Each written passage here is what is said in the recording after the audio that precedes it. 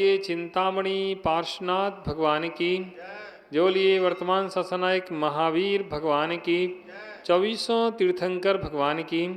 जो बोलिए परम पूज्य तपस्वी सम्राट आचार्य गुरुवृक्ष स्वाट सन्मति सागर जी महाराज की। आचार्य शिख स्वाट सुनील सागर जी महाराज की।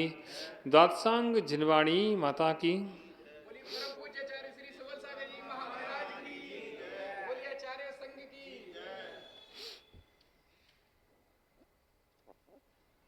प्यार बंधो,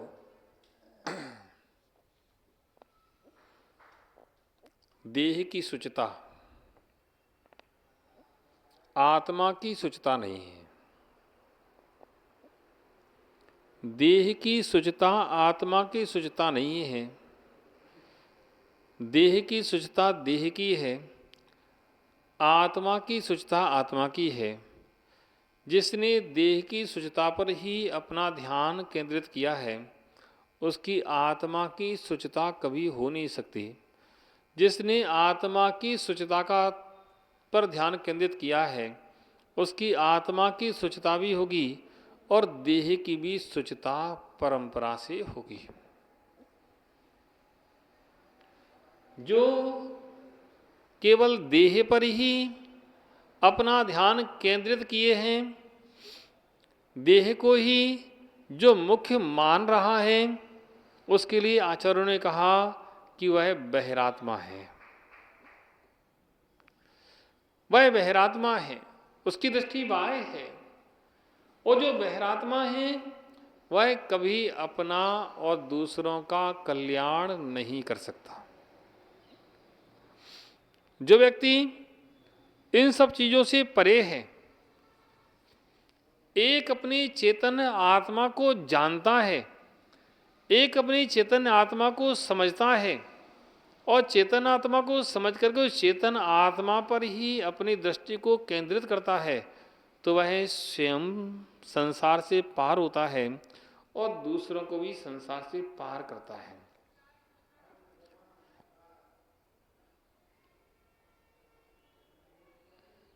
समय के साथ में बहुत सारे परिवर्तन होते हैं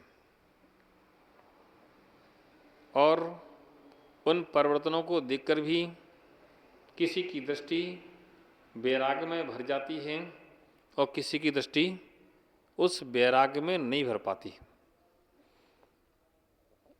संसार में परिवर्तन होते हैं, शरीर में परिवर्तन होते हैं और भोगों की सामग्रियों में परिवर्तन होते हैं। देख रहे हैं आप एक स्थान से दूसरे स्थान पर कभी बहुत लंबे समय बाद जाएं तो आपको समझ में आएगा बहुत कुछ बदल चुका है। एक ही स्थान पर रहते रहते हम इतने अभ्यस्त हो जाते हैं कि हम नहीं समझ पाते कि परिवर्तन हो रहा है कि नहीं हो रहा। किसी व्यक्ति को रोज देखते हैं तब उसका परिवर्तन नहीं दिखता है, उसी व्यक्ति को 10 साल 20 साल 15 साल बाद देखते हैं तो लगता है कितना बदल गया। ऐसे ही संसार की कोई वस्तु को हम आज देखते हैं तो उसका परिवर्तन महसूस नहीं होता, लेकिन जैसे ही थोड़ा समय निकलता है फिर उसको देखते हैं तो लगता है बहुत परिवर्तन हो गया। लोग कहते हैं पहले यहाँ कुछ नहीं था, अब यहाँ मकान बन गए, जहाँ कुछ था और कुछ अच्छा हो गया। ऐसे संसार के परिवर्तन होते रहते हैं।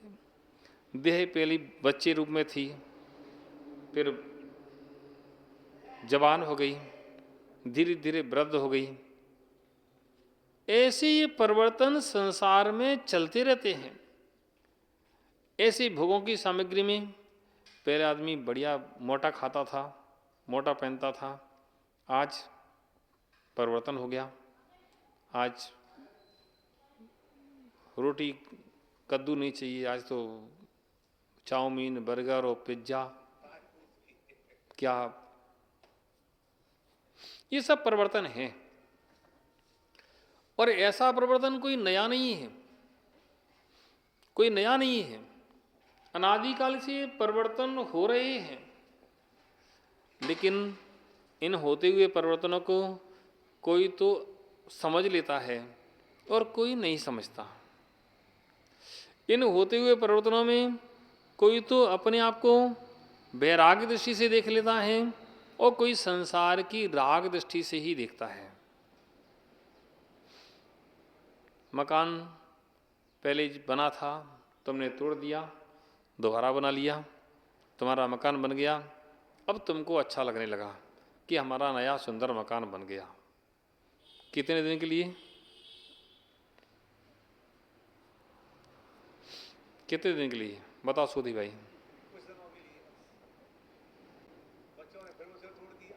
बच्चों ने फिर तोड़ दिया, उनने अपने हिसाब से बना लिया, और बच्चों के बच्चे होंगे फिर तोड़ देंगे, फिर अपने हिसाब से बना लेंगे। बस ऐसे ही संसार चलता रहता, ये संसार की दशा है। हम लोग अभी बद्रीनाथ गए थे, रास्ते में कई जगह ऐसे स्थान मिले जहाँ बड़ी बड़ी कोठियाँ बनी हैं। मैंने इतने जंगल में ये कोठियाँ, ये किसकी कोठी है? उन्हीं बड़े बड़े लोग हैं जिनके पास अनाप शनाप पैसा है, उनने कोठियाँ पहाड़ियों के बीच में बनवाई रखी है। वो कभी महीने 2 महीने में 6 महीने में एक बार आते हैं और 1 दिन 2 दिन 4 दिन रुके और फिर चले गए। 2 दिन 4 दिन रुकने के लिए उनने आलीशान कोठियाँ बनवा रखी हैं। कहाँ पर? उन वनखंडों में, पर्वतों के ऊपर। वहाँ आते हैं, रिलैक्स लेते हैं, क्या अच्छा आनंद आ रहा है, और फिर दुनिया की प्रपंच के लिए फिर चले गए। अरे अच्छा ही है तो क्यों जाते हो?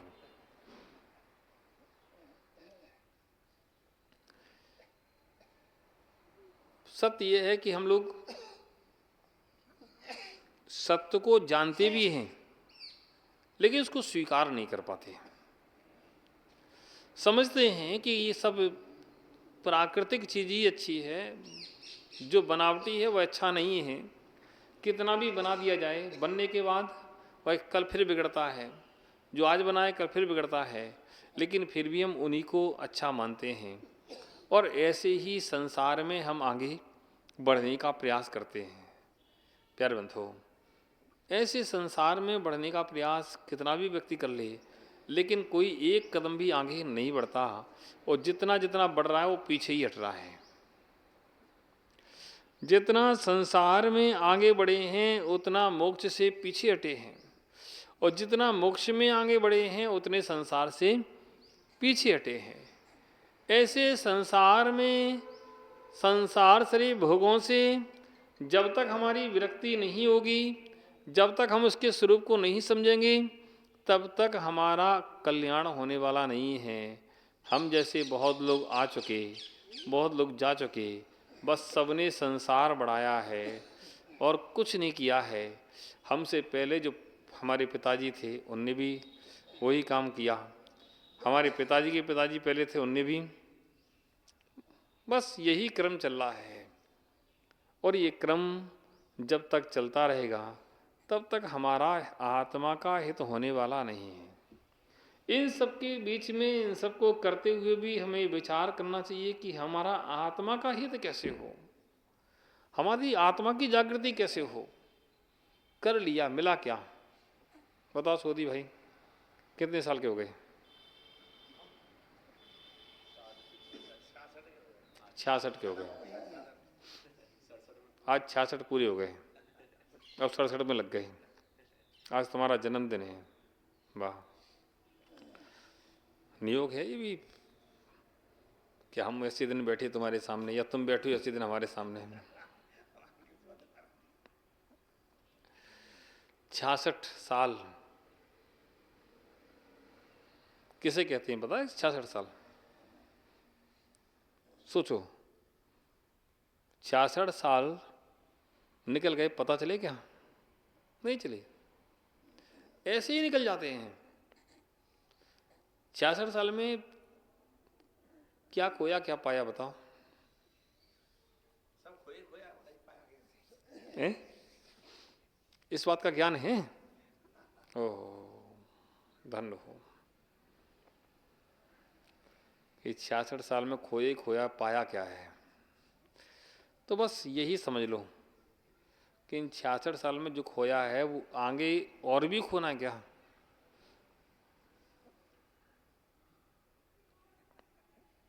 ओहो, समझ नहीं पा रहे।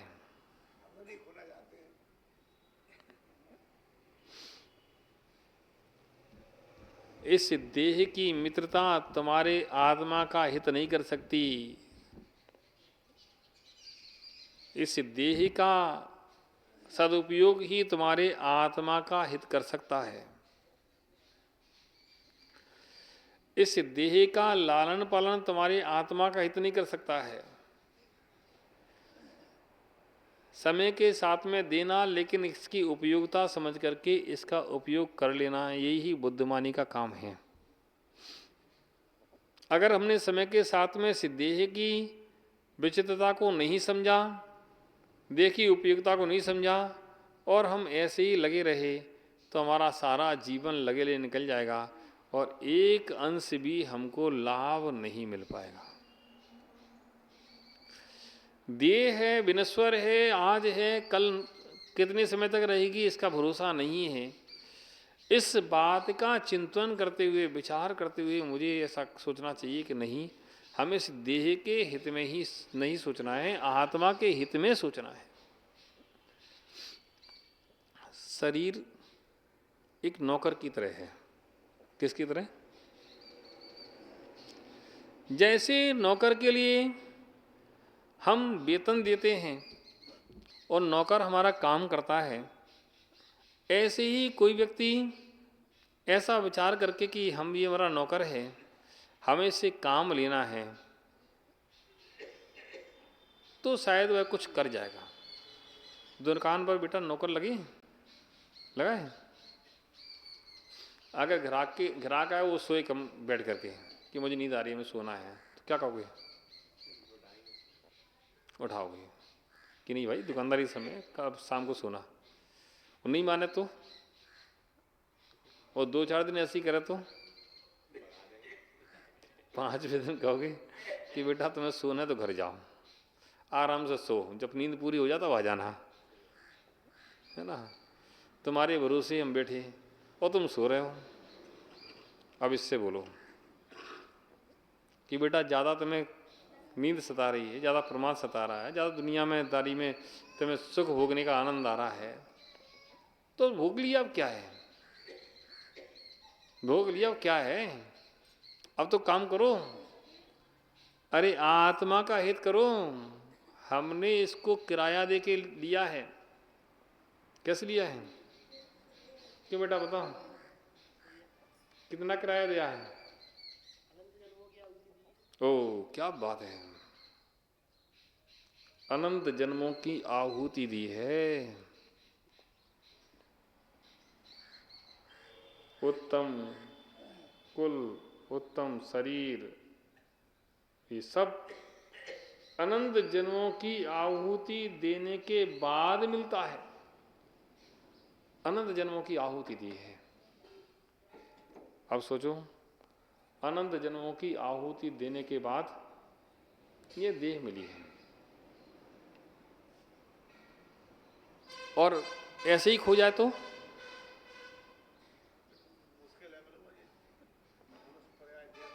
क्या बात है। मुझे खुशी है कि आप लोगों को ज्ञान है इस बात का।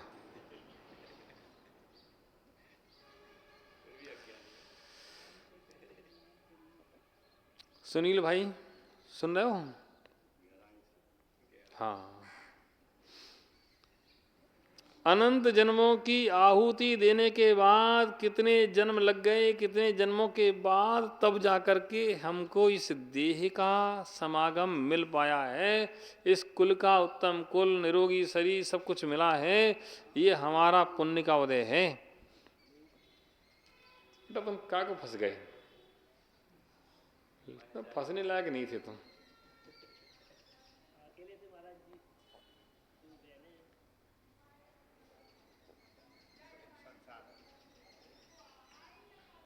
बेटा आप क्या बताएं तुम्हें, हम क्या कह रहे हैं। तुम जैसे लोगों को देख करके दया आती है। ऐसी संसार में लोग पीछे मुड़ के देखते हैं कि अरे यार अभी ये मेरे साथ में, ये मेरे साथ में, ये मेरे साथ में, अभी इनके लिए भी देखना है, इनके लिए भी देखना है, और इनके लिए, इनके लिए, इनके लिए, इनके लिए, आने वाले समय में किसके लिए है?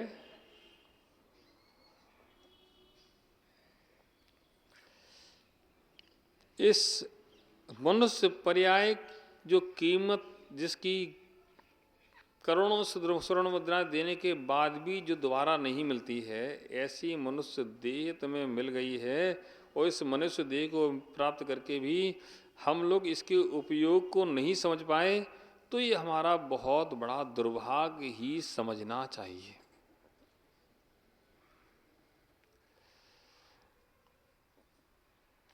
बेटा कहेगा देखो महाराज अब क्या करें, अकेले हैं, बहनें हैं, परिवार है, आप तो कह रहे हो कैसे छोड़ें? भगवान महावीर अकेले थे कि दुकेले थे? वो उसकी आंख में आंसू आ गए, देखो ये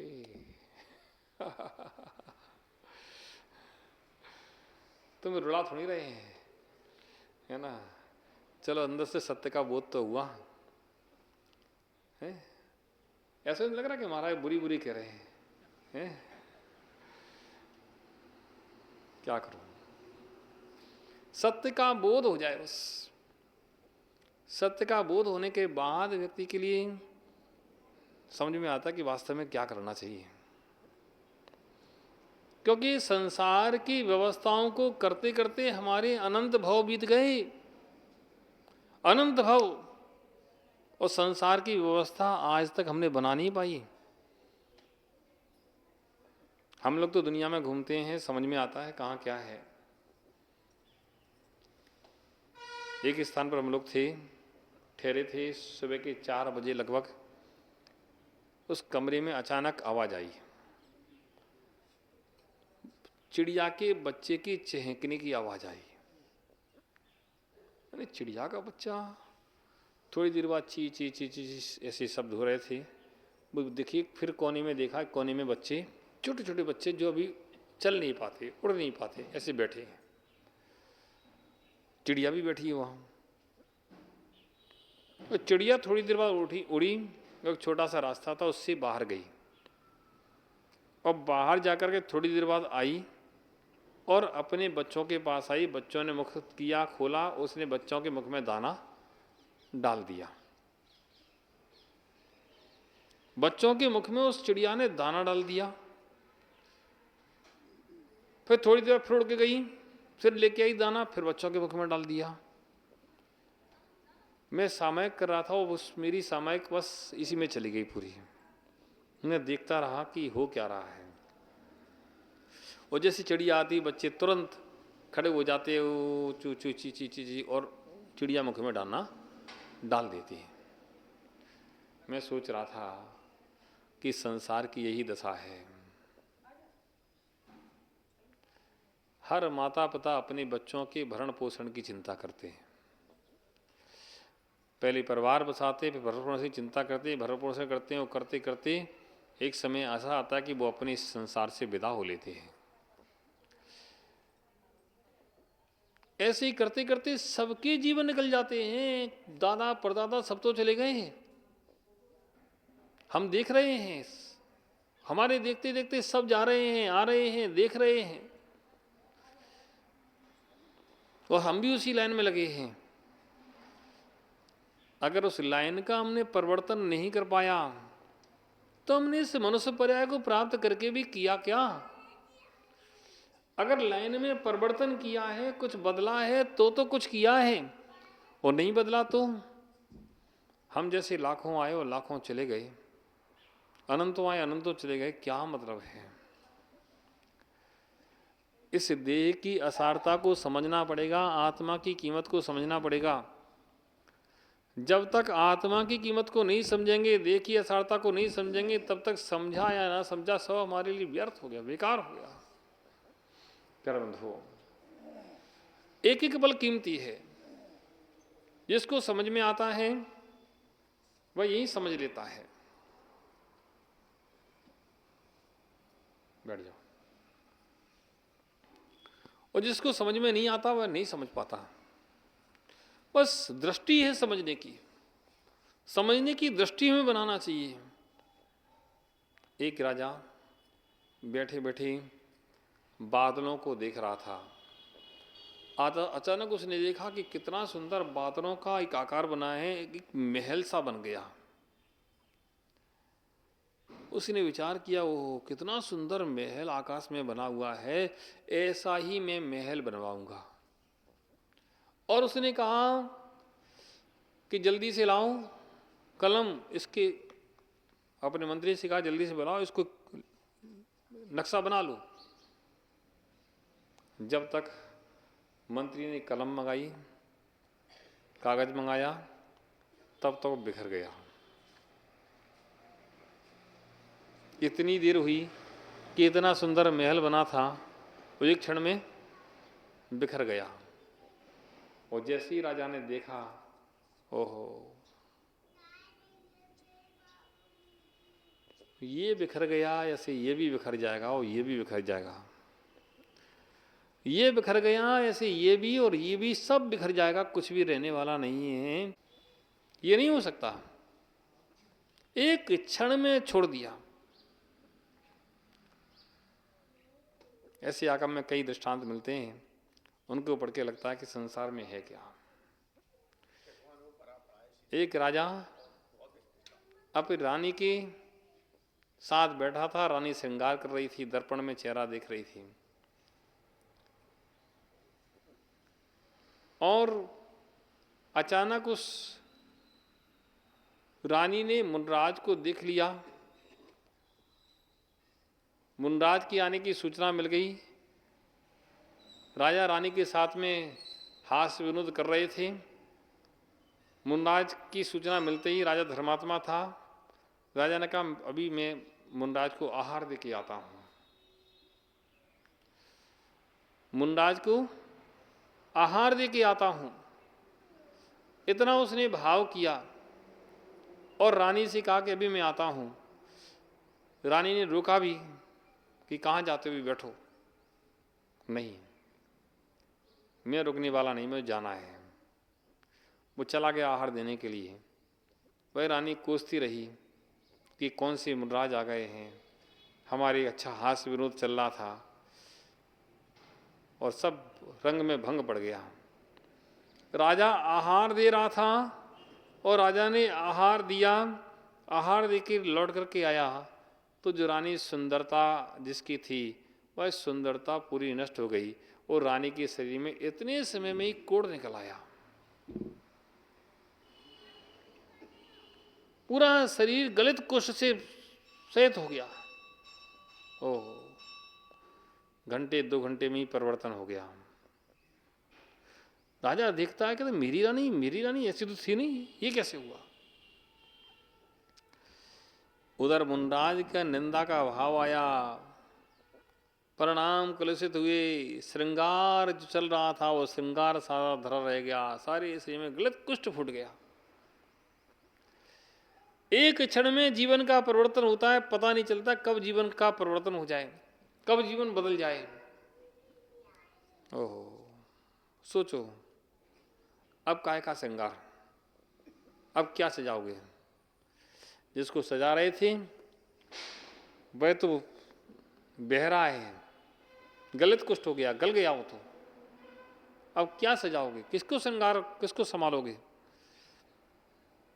संभालने लायक बचे ही नहीं। प्यारे बंधुओं, ऐसी संसार की इस दशा का चिंतन हमारे आंखों में आना चाहिए, हमारे मस्तिष्क में घूमना चाहिए कि हम लोग जितना पर वस्तुओं के प्रति आकर्षित हो रहे हैं, पर वस्तुओं को अपना मान रहे हैं, अपना कह रहे हैं, इनको नहीं छोड़ना चाहते, इनसे ही जुड़ना चाहते हैं, इनको जोड़ना चाहते हैं। ये कितने भी इनको जोड़ दो, इनसे कितने भी जुड़ जाओ, लेकिन इनसे मिलने वाला कुछ नहीं है। इनका रिजल्ट तो आगामी काल में 0/0 है, कुछ भी मिलने वाला नहीं है, सब कुछ शून्य है, शून्यवत है। बताओ, कोई कुछ लेके गया आज तक? बेटा बताओ, कुछ लेगा कोई? क्या ना कोई कोयले से लेके गया है, ना कोई कुछ लेके जा सकता है, लेकिन पूरी जिंदगी उसी को कमाने में लगती है जिसको ना ले जा सकते हैं, लेके को गया है। प्रमाण भी रखे हैं, प्रमाण भी हैं, तब भी हम लोग नहीं समझ पाते हैं, उसी को जोड़ने में लगे रहते हैं कि आज तक कोई नहीं ले गया, और जितने हम देख रहे हैं कोई भी ले जा नहीं सकता है। कोई नहीं ले जा सकता है, पता है, साफ सामने दिख रहा है, लेकिन फिर भी हम उसी की तरफ हमारी दृष्टि लगी है।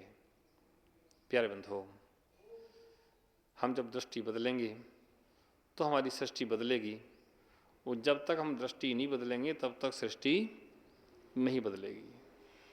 हम लोगों को दृष्टि बदल करके विचार करना चाहिए, चिंतन करना चाहिए, और दृष्टि बदल करके हमें अपने परिणामों को इतना निर्मल करना चाहिए कि देह अपावन अथिर घिरावन, या में सार न कोई।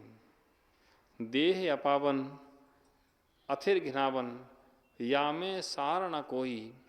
सागर के जल से शुच कीजे, तो भी शुद्ध ना होई। सात कुधात भली मल मूरत, चर्म लपेटी सो है। अंतर देखत या सम जग में, अवर अपावन को है। सात कुधात भरी मल मूरत, क्या भरा है इसमें? सात कुधातें भरी हैं, मल की मूर्ति है। चर्म लपेटी सो है, बस ऊपर से चर्म लपटा है। हम क्या देखते हैं? चर्म देखते हैं। बस इस चर्म को देखकर ही हम मोहित हो जाते हैं, इस चर्म के मोह में ही पड़े रहते हैं, वो चर्म के मोह में ही संसार में सारा जीवन निकाल देते हैं, चर्म के मोह में। वो चर्म हमारा, ये भी अभी दिख रहा है, धीरे धीरे इसमें झुर्रियाँ पड़ जाएंगी। कैसे हो जाएगी? सलवटें आ जाएंगी, और फिर धीरे धीरे। सुधी, तुम्हारा फोटो रखा होगा पुराना, तुम्हारी शादी का फोटो रखा होगा,